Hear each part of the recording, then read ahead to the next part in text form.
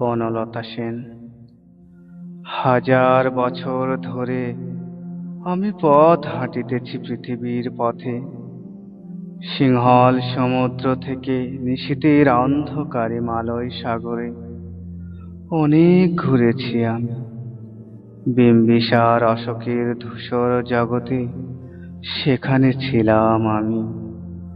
আরো দূর অন্ধকারে বিদর্ভ নগরে আমি ক্লান্ত প্রাণ এক, চারিদিকে জীবনের সমুদ্র সফেন আমারে দুদণ্ড শান্তি দিয়েছিল নাটোরের বনলতা সেন।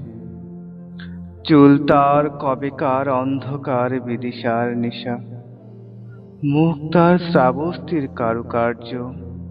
অতিদূর সমুদ্রের পর হাল ভেঙে যে নাবিক হারায়েছে দিশা। সবুজ ঘাসের দেশ যখন সে চোখে দেখে দারুচিনি দ্বীপের ভেতর, তেমনি দেখেছি তারে অন্ধকারে। বলেছে সে, এতদিন কোথায় ছিলেন? পাখি নীরের মতো চোখ তুলে নাটোরের বনলতা সেন।